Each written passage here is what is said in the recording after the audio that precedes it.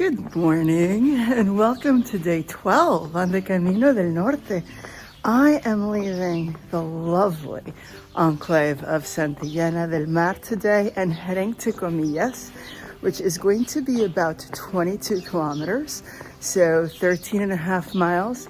The funny thing is that until about half an hour ago, I thought I had a super duper short day of only 17 kilometers. So I've been sadly disappointed.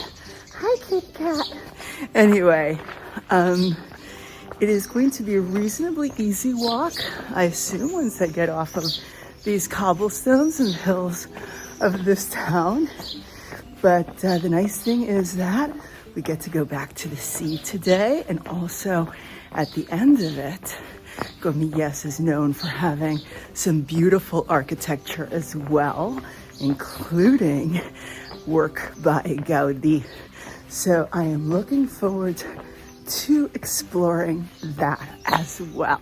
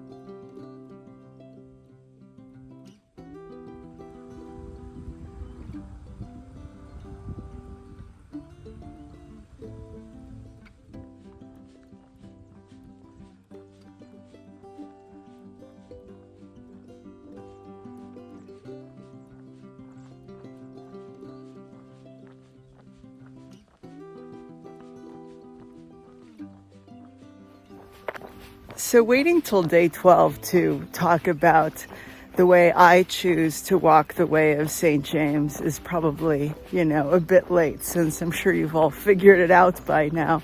And specifically what I'm referring to is the fact that there are many ways to do the way of St. James.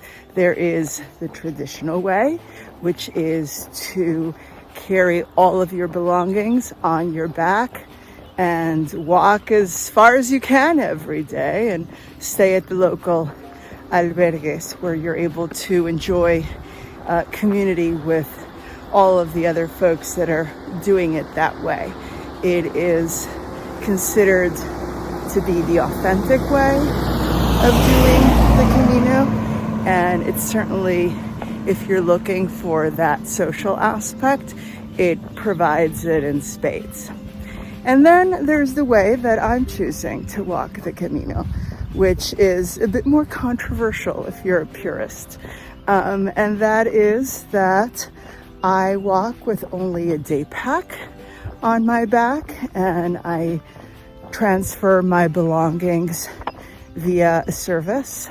In this case, the Spanish post office runs a service that transfers my bag between stages.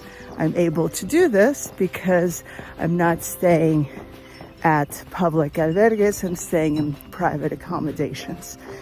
I prefer to do it that way. I understand that it's controversial, but I also think that it comes down to, if we're going to be purists about walking the way of St. James, by that theory, we should walk out of our front door and walk to Santiago. And of course, we don't do that anymore, right? I mean, things evolve and the way evolves, and the reasons why people walk the way evolve. In the beginning, of course, this is, in essence, a religious pilgrimage route that takes you to Santiago de Compostela to view the remains of St. James. And it's been that way for 1,000 years. And a lot of people certainly still walk it for religious reasons. But more and more, what you're finding is people along the way who are here because, because of the journey. I, myself, I'm not a religious person. I enjoy being outdoors, being active. I enjoy slow travel, meaning that I like to get to places on my own 2 feet. I also love culture and good food and good wine. And it's so, for me, the way is the perfect combination of all of it. And I choose to do it in comfort. If that makes me a turigrina, which is a despective word used for people like myself, so be it. But I don't think that we should be judgmental, because at the end of the day, and I've said this before, the way of St. James is a reflection of life. We each have our own way. We each have our own path forward. And it varies depending on who we are, what our goals are, and yes, what our means are.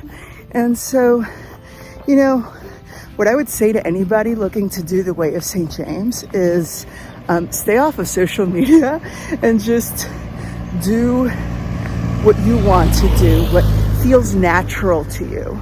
I think at the end of the day, if you do that, if you follow your heart and your mind, you will have an amazing time along the way.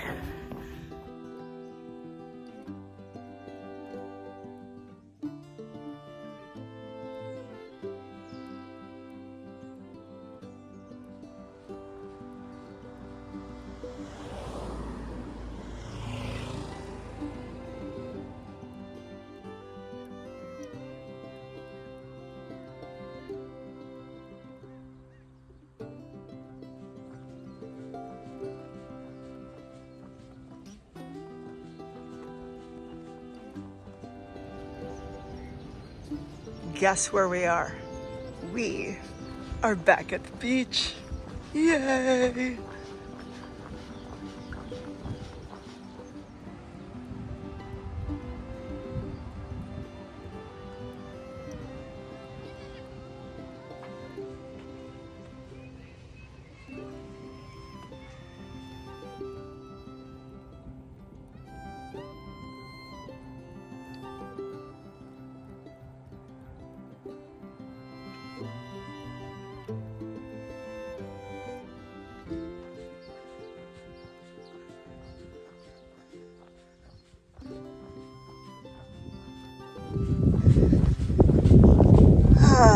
Is this heaven or what? And you know, I wish you could really appreciate it, but between the fact that it's hazy and iPhone, you probably can't see. Far off into the distance are the high mountains of this region known as the Picos de Europa.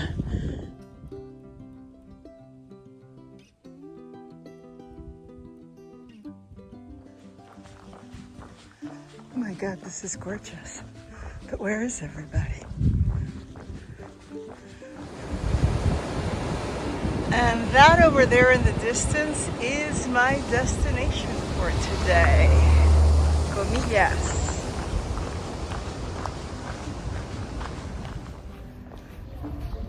Okay, so some 14 miles and change later, about 23 kilometers, I have made it to Comillas. It was a really lovely walk. I mean, the countryside was gorgeous. Going back to the sea was really nice. I really feel like the water is what calls me the most, as much as I love mountains. Anyway, I am in Comillas. I'm very excited to explore. I am going to find something to eat before going to the hotel, and then we'll freshen up and check out the town.